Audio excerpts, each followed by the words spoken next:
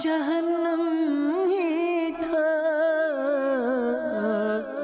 میں تو جاتا مجھے سرکار نے جانے نہ دیا۔ الحمدللہ رب العالمین والصلاة والسلام علی سید المرسلین، اما بعد فاعوذ باللہ من الشیطان الرجیم، بسم اللہ الرحمن الرحیم۔ پڑھیے الصلاۃ والسلام علیک یا رسول اللہ وعلی آلک واصحابک یا حبیب اللہ، الصلاۃ والسلام علیک یا نبی اللہ وعلی آلک واصحابک یا نور اللہ۔ ایک ایسی عادت ہمارے درمیان آ گئی ہے جو عادت ہر مذہب میں بری سمجھی جاتی ہے، صرف اسلام میں نہیں، ہر مذہب میں، ہر قوم میں، ہر ملک میں یہ انٹرنیشنلی برا کام سمجھا جاتا ہے، لیکن بہت تیزی کے ساتھ یہ بیماری ہمارے اندر آئی ہے، اور وہ ہے جھوٹ۔ جھوٹ جو ہے یہ دنیا کا ہر مذہب برا کہتا ہے اسے، دنیا کی ہر قوم میں یہ برا سمجھا جاتا ہے، اور اسلام میں تو اس قدر اس کی یوں سمجھیے مذمت ہے۔ سرکار علیہ الصلوۃ والسلام سچے آقا، ہمارے آقا کی تعلیمات سچی، مگر آج مسلمان بہت بہت دھڑلے سے جھوٹ بولتا ہے، کاروبار کرنے والا، دوستوں میں بیٹھنے والا، ویسے ہی بزرگ بیٹھے، پہلے زمانے میں لوگ کبھی کبھی جھوٹ بولتے تھے، اب ایسا لگتا ہے کبھی کبھی سچ بولتے ہیں۔ اس قدر جھوٹ بولنے کی عادت، اور یہ جھوٹ کتنی بری بات ہے، کس قدر نحوست اور کس قدر بربادی لاتی ہے۔ ایک واقعہ سنیے، منقول ہے کہ پہلے زمانے میں ایک تاجر تھا، بڑا پیسے والا تھا۔ آج کل ہم نوکر رکھتے ہیں، پہلے لوگ غلام رکھتے تھے، غلام خرید لیتے تھے۔ بڑی ویل سیٹ لائف تھی، اس نے سوچا کہ گھر کے کچھ کام کاج کے لیے میں ایک نوکر خرید لیتا ہوں، غلام لے لیتا ہوں۔ غلام خریدنے گیا بازار میں، بڑا زبردست غلام نظر آیا، تو بیچنے والے نے کہا غلام تو بڑا اچھا ہے لیکن اس میں ایک برائی ہے۔ کہا کیا برائی ہے؟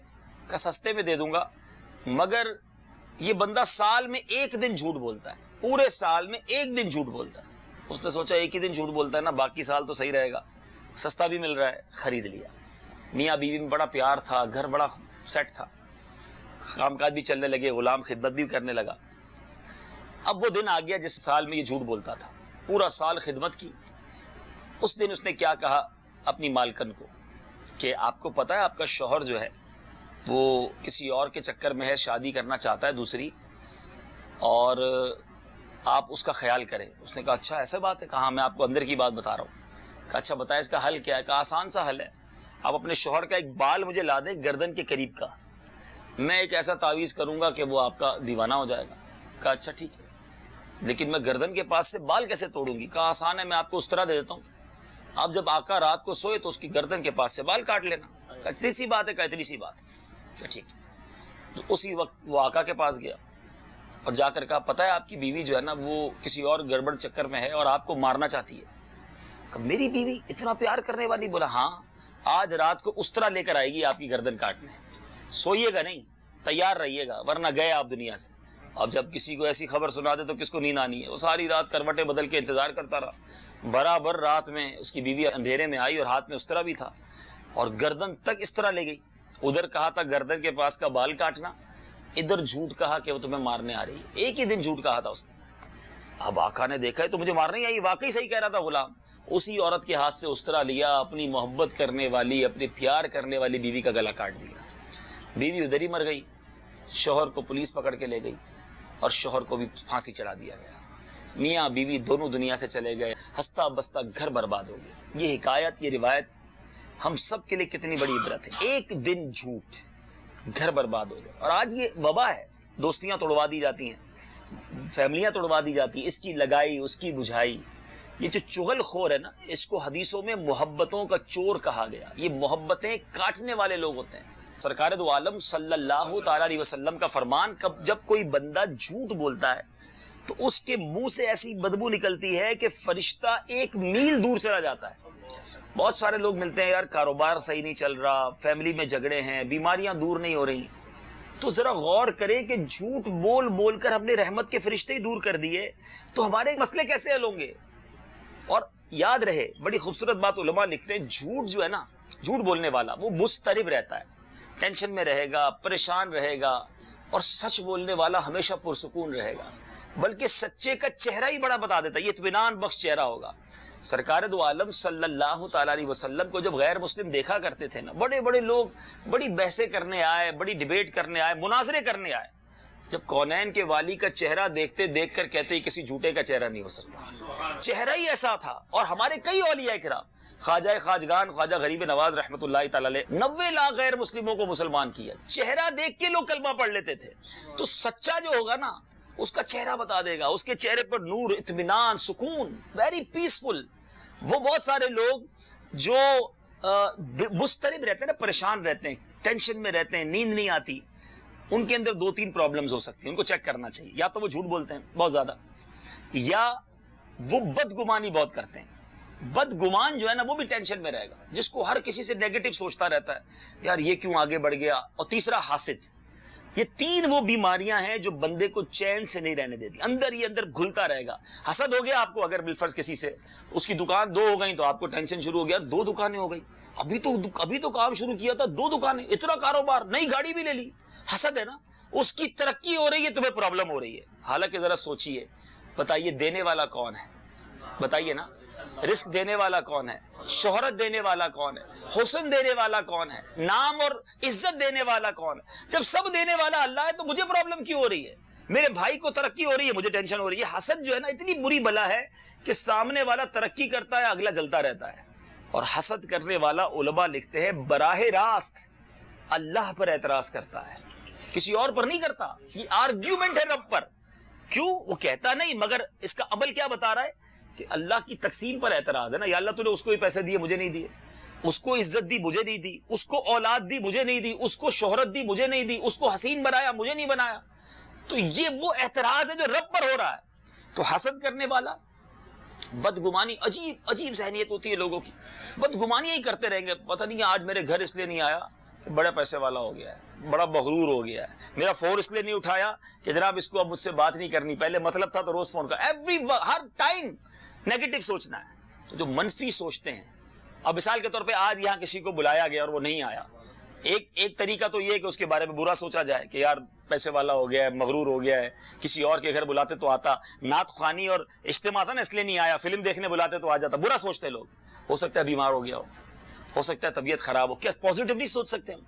تو نیگیٹو سوچنے والا، حسد کرنے والا، اور پھر تیسرے نمبر پر، اور یہ 2 سب حرام، جہنم میں لے جانے والے کا۔ حسد کتنی بری بلا ہے، سرکار علیہ الصلوۃ والسلام فرماتے ہیں، حدیث کا مضمون ہے، جس طرح شہد میں سرکہ ڈال دیں شہد کا بیڑا غرق ہو جاتا ہے، ایلوا شہد کو برباد کرتا ہے، آقا فرماتے اس طرح حسد ایمان کو برباد کر دیتا ہے۔ حسد کو نکالیں اپنے دل سے، بدگمانی کو نکالیں، یہ دل کی وہ بیماریاں ہیں جو اندر ہی اندر بندے کو ختم کر دیتے ہیں۔ اور پھر تیسرا، یہ جھوٹ اس قدر عام ہو گیا ہے، اس قدر، تو اب مضطرب کیوں، وجہ کیا ہے بے چین رہنے کی جھوٹے کی؟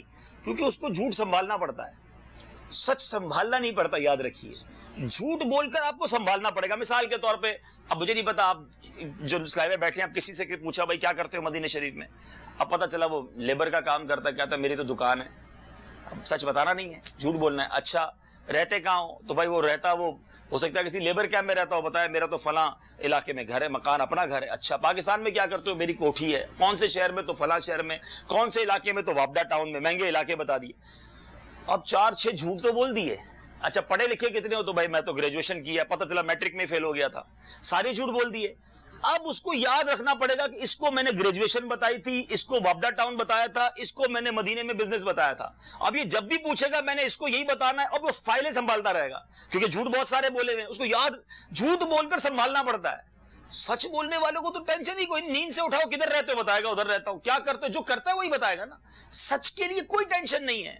جھوٹ جو ہے وہ ہمیشہ پریشان۔ ابھی آپ کے یہاں تو خیر نہیں ہوتا، ہمارے یہاں تو بڑا چکر ہے، نوکری کرنے والے، اب یہاں بھی کرتے ہو تو پتہ نہیں، لیکن یہاں شیخ مانتا نہیں ہوگا نا، ورنہ ہمارے کیا وہ نوکری کرنے والے، بھائی کیوں لیٹ ہو گئے؟ تو ٹریفک میں لیٹ ہو گئے۔ اچھا 3 دن چھٹی کیوں کی؟ تو نانی کا انتقال ہو گیا۔ اب جہاں نانی مار دی ادھر سنبھالنا پڑے گا کہ اس آفس میں نانی کا انتقال کر دیا، اب نانی دوبارہ بیمار نہیں ہو سکتی، کیونکہ ادھر تو کہہ دیا نا انتقال ہو گیا، اب سنبھالو۔ تو جو جھوٹ بولا اس کو سنبھالنا ہے، سچ بولنے میں تو کوئی ٹینشن نہیں ہے۔ تو بس ہے میرے میٹھے اسلامی بھائیوں، اپنا یہ ذہن بنائیں کہ ایٹ اینی کاسٹ ہم سچے آقا کے غلام ہیں۔ اعلیٰ حضرت لکھتے ہیں نا، سچی بات سکھاتے یہ ہیں، سیدھی راہ دکھاتے یہ ہیں آقا، سچی بات. تو لیکن ہم بہت ایزی سمجھتے، جھوٹ بولنے کو پرابلم ہی نہیں سمجھتے، اور یہی جھوٹ ہم اپنے بچوں کو سکھاتے ہیں، زبانی نہیں پریکٹیکلی سکھاتے ہیں. مثال کے طور پہ اب گھر میں بیٹھے، فون آیا کہ بیٹا بول دو ابو گھر پہ نہیں ہے. اب بیٹا دیکھ رہا ہے ابا بیٹھا ہے، کہہ رہا ہے ابا گھر پہ نہیں ہے، کہہ دو ابو سو رہے ہیں. اب بچہ یہ کیا سیکھ رہا ہے کہ جب پرابلم ہو، جب سستی ہو، جھوٹ بول دو. یہی بچہ بڑا ہو کر ماں باپ کو گھماتا ہے، پھر ابو ادھر گیا تھا، نہیں میں ادھر نہیں گیا تھا، میں تو ادھر گیا تھا. والد نے بچپن سے جھوٹ سکھایا. حالانکہ بچپن سے اگر بچے کو سکھا دیا جاتا کچھ بھی ہو جائے سچ بولے. ہمارے غوث پاک کی ماں نے سکھایا تھا نا، بیٹا ہر حال میں سچ بولنا. واقعہ آپ سب کو پتا ہوگا، میں طویل پورا واقعہ نہیں سناتا. ڈاکوؤں کے گروہ نے حملہ کیا اور کیا سچ بولا. غوث پاک 18 سال کے تھے. ڈاکو کو نہیں کہا تھا ڈاکہ چھوڑ دو، یہ نہیں کہا تھا توبہ کر لو، مگر سچے کی بات دل میں کیسی اترتی ہے کہ بس سچ بولا کہ میرے دینار یہاں ہیں.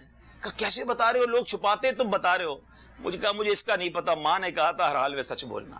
ڈاکو رونے لگ گئے کہ ہم یہ بچہ ہو کر ماں سے وعدہ نبھا رہا ہے، ہم اللہ سے کیے ہوئے وعدے پامال کر رہے ہیں. پورے قافلے نے توبہ کر لی. تو ہمیشہ یاد رکھیں یہ وہ ٹیچنگز ہیں، ہم خود بھی سچ بولیں، اپنے بچوں کو بھی سچ بولیں. اپنے کاروبار حرام کر لیتے ہیں، روزی حرام کر لیتے ہیں، جھوٹ بول کر، قسمیں کھا کر. حدیث پاک کا مضمون ہے قسم کھا کر مال تو بک جاتا ہے مگر برکت نہیں بچتی.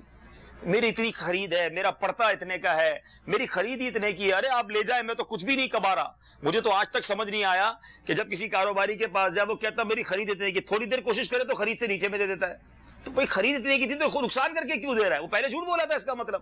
اچھا پھر معاذ اللہ ملاوٹ، یہ کپڑا رنگ پکا ہے، یا تو ایسا بہت کم ہوتا ہے لیکن چونکہ دل جلا ہوا ہے، مسلمانوں کے اندر خوف خدا ہی نہیں رہا، جھوٹ بول کر ملاوٹ کر کے وعدے کر کے مال بیچ دیں گے. ایک بار سرکار دو عالم صلی اللہ تعالی علیہ وسلم ایک غلے والے کے پاس سے گزرے، سبزی والا.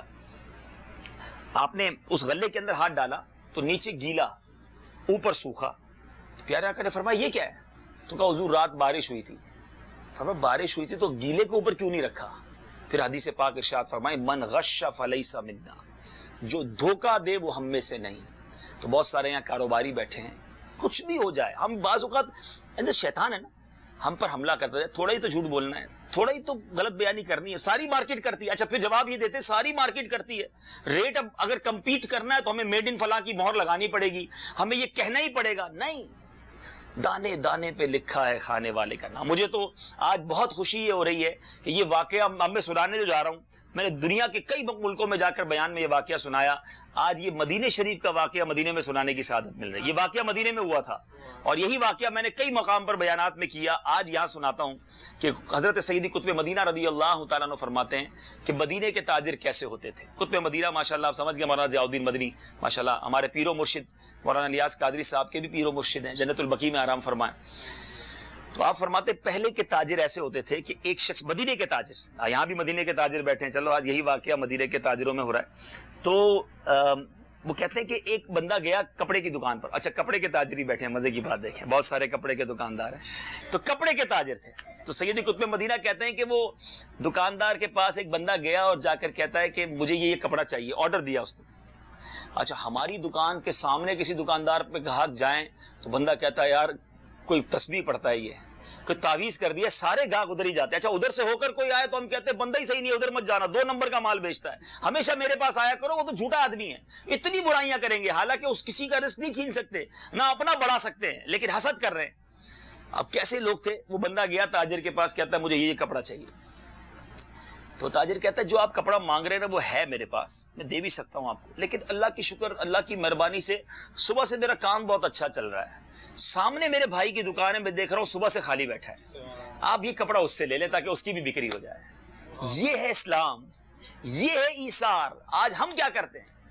ہم سمجھتے ہیں یہ گاہک ادھر گیا تو میرا رزق لے گیا. نہیں، دانے دانے پہ لکھا ہے کھانے والے کا نام. جو میرے نصیب، ایک جملہ یاد کر لو، جو میرے نصیب میں ہے نا وہ کوئی چھین نہیں سکتا، اور جو میرے نصیب میں نہیں مجھے کوئی دے نہیں سکتا. میں کچھ بھی کر لوں میں نہیں چھین سکتا، اپنے نصیب میں نہیں، وہ نہیں ملنا.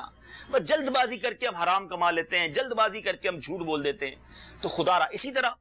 اچھا اب کاروبار میں جھوٹ نہیں بولتے بعض لوگ، زندگی میں بھی جھوٹ نہیں بولتے، مگر دوستوں میں بیٹھتے تو جھوٹ بولتے، مستی مذاق میں جھوٹ بولتے، مذاق میں جھوٹ، مذاق میں بھی جھوٹ نہیں کہہ سکتے.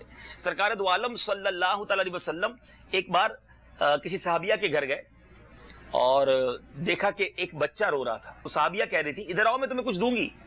تو نبی پاک علیہ الصلوۃ والسلام نے فرمایا کہ کیا تمہیں واقعی کچھ دینے کا ارادہ تھا؟ کہا یا رسول اللہ صلی اللہ علیہ وسلم میں نے کچھ دینا تھا. فرمایا پھر ٹھیک ہے ورنہ یہ جھوٹ ہو جاتا. اب ہم چھوٹے چھوٹے بچوں سے کتنا جھوٹ بولتے ہیں, بیٹا سو جاؤ ورنہ وہ آ جائے گا, بھوت آ جائے گا, کہاں سے بھوت آئے گا بھائی؟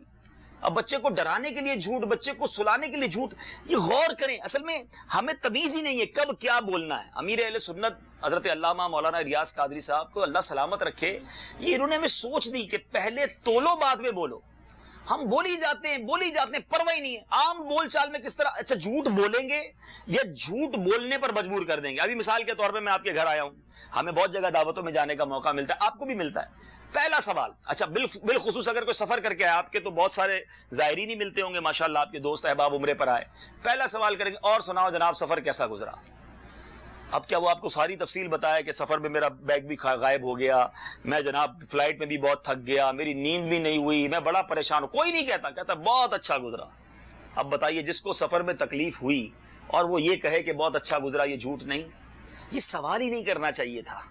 سمجھ رہے بات کو؟ آپ نے سوال ہی ایسا کیا کہ سامنے والے نے جھوٹ بولنا. آپ جھوٹ بلوانے پر سوال کر رہے ہیں, حالانکہ سفر میں ہر بندہ تکلیف اٹھاتا ہے. جہاز میں آیا ہے, کبھی اس کو کھانا ملا نہیں ملا, آرام. سفر کو حدیث میں عذاب کا ٹکڑا کہا گیا. آپ اس کو یہ کہیں اللہ آپ کا سفر قبول فرمائے, اللہ خیر فرمائے, جو آپ کو تکلیفیں اٹھائیں اللہ اس کی برکت دے. دوسرا سوال, اب کسی کے گھر گئے, آپ کو اچھا خاص طور پہ کسی کے گھر پہ اگر جا کے رکے, صبح اٹھتے ہی, میرے ساتھ تو کئی بار ہوا ہے, اور سناؤ رات آرام کیسا ہوا. اب اس کو بتائیں بھائی رات کیسے گزری, میں تو سویا ہی نہیں ساری رات. نہ یہ بول سکتا ہے بندہ بھائی میرے تو آپ کے نئی جگہ پر نہیں آتی نیند انسان کو. بعض اوقات بستر مزیدار نہیں ہوتا, وہ تکیہ نہیں ہوتا جس پہ نیند آ رہی ہے. اب سب بتاؤں کہ وہ والا تکیہ نہیں تھا تمہارے گھر میں اس لیے نیند نہیں آئی. یہ سوال ہی وہ ہے. اچھا وہ بھی اٹھ کے کہے گا بہت اچھی رات گزری, بلے ساری رات کروٹیں دیتا رہا, کیونکہ سوال کر دیا. پھر جناب کھانا کھائیں گے, کھانا کھانے کے بعد فوراً سوال, اور کھانا کیسا لگا ہمارے گھر کا. اب بندہ اس کو بتائے گا کہ بھائی میں تو چاول کھاتا ہوں, آپ نے روٹی کھلائی. یا جو روٹی کھانے والا اس کو نہیں کرنی چاہیے. آپ سے میری بات سمجھیے, یہ وہ سوال ہیں جو ہم روٹین وائز کرتے ہیں, جو رسم بنا دی ہم نے. مگر ان سوالوں کے جواب میں عموماً جھوٹ بولا جاتا ہے. کیسے کوئی کہے گا کہ مجھے کھانا اچھا نہیں لگا, کیسے کہے گا میری رات آرام, لیکن ہم جھوٹ بول دیتے ہیں. بالکل اسی طرح کسی مریض کو دیکھنے گئے, ٹھیک ہے, اب یہ ساری باتیں ہمیں مدنی مذاکروں سے ملتی ہیں. اگر آپ مدنی چینل دیکھیں تو یہ امیر اہل سنت وہ بات کرتے ہیں جو ہم نے سوچی بھی نہیں تھی کبھی. اب احساس ہوتا ہے کہ یار کہاں کیا بول رہے ہیں. اب کسی بیمار کی عیادت کے لیے, اچھا وہ ہاسپٹل میں پڑا ہوا ہے, اس کو ڈرپیں لگی ہوئی ہیں, اور جو ملنے جائے گا وہ کہے گا یار تم تو بالکل ٹھیک ہو, کچھ بھی مسئلہ نہیں ہے. اور بالکل ٹھیک ہے تو ہاسپٹل میں کیوں ہے بھائی؟ یہ جھوٹ ہے. اچھا اس کو پوچھیں گے تمہاری طبیعت کیسی, وہ کہے گا بالکل صحیح ہو. بالکل صحیح ہے تو ڈرپ کیوں لگی ہوئی ہے بھائی؟ اس کی جگہ اچھے الفاظ ہیں, اللہ تمہیں صحت دے, سب بہتر ہو جائے گا انشاءاللہ, گھبرانا مت, لا باس طہور انشاءاللہ. الفاظ کا چناؤ. میں نے آپ کو پہلے حدیث سنائی, ایک صحابیہ بچے کو ہی تو کہہ رہی تھی نا کہ کچھ دوں گی, آقا نے فرمایا کچھ نہیں دینا تھا تو جھوٹ ہو جاتا. ادھر ہمیں بولنے سے پہلے فکر ہی نہیں ہے. کسی کے انتقال کی اطلاع ملی, مجھے بہت دکھ ہوا. آپ نے دل سے پوچھا کیا واقعی دکھ ہوا؟ یہ رسم ہے. واقعی قریبی رشتہ دار پر تو دکھ ہوتا ہے, لیکن اگر کسی دور کے بندے کے بارے میں پتا چلا, بندہ یہ کہے اللہ ان کی مغفرت فرمائے, اللہ ان کے مجھے بہت دلی دکھ پہنچا, دل کی گہرائیوں سے آپ کو کہہ رہا ہوں. اور زبان کی بھی گہرائی نہیں ہے, دل گہرائی تو دور کی بات ہے, لیکن بس رسمیں بنی ہوئی ہیں, الفاظ بنے میں, جملے بنے میں, سوچتے ہی نہیں ہم کیا بول رہے ہیں. ذرا غور کریں. امیر علیہ سنت نے پچھلے دنوں مدنی مذاکرے میں کمال کی بات کی, کبھی سوچی نہیں تھی. بچہ روتا ہے ہمارا, چھوٹا سا گود کا بچہ, تو اس کو سوال پتہ ہے کیا کرتے ہیں, بیٹا آپ کو کس نے مارا؟ حالانکہ ہمیں پتہ ہے کسی نے نہیں مارا, لیکن سوال وہ اشارہ کرے گا اس نے مارا. ہم بولیں گے چپ ہو جاؤ, کیوں مارا؟ نہ اس نے مارا تھا. ہم بچے کو بچپن ہی سے ایک جھوٹ کی پریکٹس کروا رہے ہیں. مقصود یہ ہے کہنے کا کہ زبان یہ وہ چیز ہے, اچھا استعمال کریں تو جنت میں پہنچا دے گی, اور یہی زبان برا استعمال کریں تو جہنم کی گہرائی میں پہنچا دے گی. اس کو اور آسان سمجھ لیں, الفاظ کی ویلیو کتنی ہے. ایک بندہ 70 سال تک کفر پہ رہے اور ایک بار زبان سے کلمہ پڑھ لے, اللہ اور اس کے رسول پر ایمان لے آئے, زبان سے ہی کہے گا نا, 70 سال کی ساری اس کی کفر کی زندگی ایک طرف, اس کا ایمان لانا اللہ کی رحمت سے امیدوں سے جنت میں لے جائے گا. 70 سال تک مسلمان رہے, 70 سال تک عبادتیں کرتا رہے, روزے رکھتا رہے, اور اسی زبان سے کفر بک دے, ختم ہوا سارا کچھ. سمجھیے یہ وہ چیز ہے, چاہے تو جنت میں لے جائے, چاہے تو جہنم کے گھڑے میں لے جائے. اپنی زبان کو صحیح استعمال کریں. فضول باتیں کیوں کریں, کیوں ہنسی مذاق میں جھوٹ بولیں. حدیث پاک کا مضمون ہے جو ہنستے ہنستے گناہ کرتا ہے وہ روتے روتے جہنم میں ڈالا جائے گا. ہم سوچتے ہی نہیں مذاق مستی واقعات سنانے کے لیے، دوستوں کو ہنسانے کے لیے، نہیں. پھر آخری بات، اسی زبان سے مذاق کیا جاتا ہے. کوئی بیچارہ چھوٹے قد کا ہو اسے ٹھگنا کہتے ہیں، لمبا ہو اسے لمبو کہتے ہیں، موٹا ہو اسے موٹو کہتے ہیں، کالا ہو اسے کالو کہتے ہیں، کانا ہو اسے کانا کہتے ہیں. اس کی بعض اوقات کسی کی زبان اٹکتی ہو تو اس کی زبان میں اس کی نقل اتارتے ہیں. دوستوں میں ہو رہا ہوتا ہے، دوست بیٹھا بھی ہوتا ہے سامنے، اچھا لوگ ہم کہیں بھی نا یار یہ کیا کر رہے ہو، اس کا دل دکھے، بولا نہیں وہ تو ہنس رہا ہے سامنے. آپ کے سامنے ہنس رہا ہے، اس کے دل پہ پوچھو کیا گزر رہی ہے. جس کو آپ موٹو کہہ رہے ہیں، جس کو آپ لنگڑا کہہ رہے ہیں، جس کو آپ کالا کہہ رہے ہیں، کیا وہ ہنستا ہوگا؟ اکیلے میں جا کے روتا ہو. کبھی کسی کا مذاق نہ اڑائیں. مجھے اور آپ کو اگر اللہ نے اچھا بنایا، بلکہ اپنا ذہن بنائے، کبھی کسی اندھے کو دیکھو نا، اسے اندھا کہنے کی بجائے اللہ کا شکر ادا کرو، یا اللہ تو نے مجھے آنکھ والا بنایا. کسی بہرے کو دیکھیں تو شکر ادا کریں، یا اللہ مجھے تو نے صحیح کام. اونچا سنتے ہیں لوگ ان کا مذاق اڑاتے ہیں، جن کو اونچا سنائی دیتا ہے، اس کو دیکھ کر تو مجھے سجدہ شکر ادا کرنا چاہیے کہ یا اللہ تیری مہربانی میں صحیح سنتا ہوں. گونگے کو دیکھ کر شکر ادا کریں، لنگڑے کو دیکھ کر شکر ادا کریں. مگر یہاں شکر ادا نہیں کیا جاتا، یہاں مذاق اڑایا جاتا ہے. حدیث پاک کا مضمون ہے جو لوگوں کا مذاق اڑاتے ہیں قیامت کے دن ان کو جنت کی طرف بلایا جائے گا.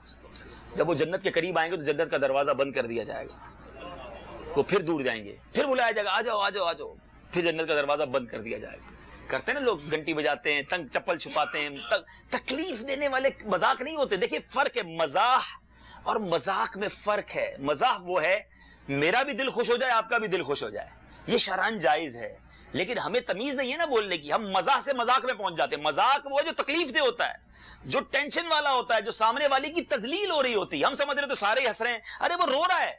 جس کو آپ تکلیف پہنچا رہے ہیں وہ خوش تھوڑی ہو رہا ہے جس کا مذاق اڑا رہے ہیں مل کے، جس کو ہماری بازاری لینگویج میں فلم چڑھانا کہتے ہیں. یہ غلط ہے، یہ حرام ہے. آپ نے حدیث سنی کہ جنت کا دروازہ بند کر دیا جائے گا، وہ واپس جائے گا، پھر بلایا جائے گا، پھر بند کر دیا جائے گا، کئی بار کیا جائے گا، آخر میں وہ جنت کی طرف جانے سے ہی مایوس ہو جائے گا. تو مذاق اڑانے والا، مزاح ایک الگ چیز ہے. خوشگوار بات کر لی، چہرے پہ مسکراہٹ آ گئی، یہ ٹھیک ہے. خدا را اپنی زبان، نبی پاک علیہ الصلوۃ والسلام کی حدیث مبارکہ آزا زبان سے کہتے ہیں اگر تو سیدھی رہی تو ہم سیدھے رہیں گے، اگر تو ٹیڑھی چلی تو ہم پھنس جائیں گے. یہ زبان جسم کا موسٹ سینسیٹیو پارٹ ہے. اسی زبان سے کتنا آپ نیکیاں کر سکتے ہیں، پتہ ہے الفاظ کتنے قیمتی ہوتے ہیں. ذرا مل کے کہیے سبحان اللہ، الحمدللہ، اللہ اکبر. 30 سیکنڈ نہیں لگے، 30 سیکنڈز بھی نہیں لگے. کوئی ہے دنیا میں ایسا قانون کہ 30 سیکنڈ میں 1 کروڑ روپے کما لیں؟ اتنے سارے کاروبار تو کتنا مشکل ہو گیا کمانا. لیکن میں کہتا ہوں 1 کروڑ روپے بھی ہوں آپ کے پاس، کیا جنت میں ایک درخت خرید سکتے ہیں؟ چلو سارے مل کر اپنے پیسے ملاتے ہیں، جتنے بھی بیٹھے نا پراپرٹی بھی بیچ دیتے ہیں، پھر بھی ہم جنت میں ایک درخت نہیں خرید سکتے. مگر میرے نبی کے مدینے والے آقا کے سچے وعدے ہیں، جو ایک بار سبحان اللہ کہے اللہ جنت میں درخت لگا دیتا ہے، ایک بار الحمدللہ کہے رب کریم جنت میں درخت لگا دیتا ہے، ایک بار اللہ اکبر کہے اس کے لیے جنت میں درخت لگا دیا جاتا ہے within 30 seconds. آپ تو کاروباری لوگ ہو یار، جتنا جلدی پیسہ بنتا ہے ہم وہ کام کی طرف جاتے ہیں. اس سے بڑی نیکی، اس سے بڑا آسان طریقہ کیا ہے؟ جنت میں درخت کمائیں، نیکیاں کمائیں، برکتیں لوٹیں. یہ وہی زبان ہے جو فضول بولی جا رہی ہے، جھوٹ بولی جا رہی ہے. کاروبار پہ بھی بیٹھے ہیں تو درود چلتا رہے، کاروبار پہ بھی بیٹھے ہیں تو ذکر چلتا رہے، کاروبار پہ بھی بیٹھے ہیں تو اللہ اور اس کے حبیب کا ذکر چلتا رہے. زبان تو فارغ ہے نا. حضرت جنید بغدادی رحمت اللہ تعالی کے بارے میں آتا ہے اتنا ذکر اللہ کرتے تھے. ایک بار نائی کے پاس گئے تو نائی نے کہا مجھے آپ کی مونچھیں کاٹنی ہے، تھوڑی دیر کے لیے خاموش ہو جائیں ورنہ ہونٹوں پہ کٹ لگ جائے گا، زخمی ہو جائیں گے آپ. کہتے ہیں ہونٹ کٹتے ہیں تو کٹنے دو، میں اللہ کا ذکر نہیں چھوڑتا.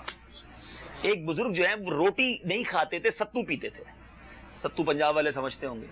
تو کسی نے کہا آپ روٹی کیوں نہیں کھاتے، کھانے کے وقت ستو پی لیتے ہیں؟ کہا میں نے چیک کیا، جتنی دیر میں روٹی کھاتا ہوں اس سے کم دیر میں ستو پی لیتا ہوں، پیٹ بھر جاتا ہے، اور اتنی وقفے میں 80 تسبیح اور پڑھ لیتا ہوں.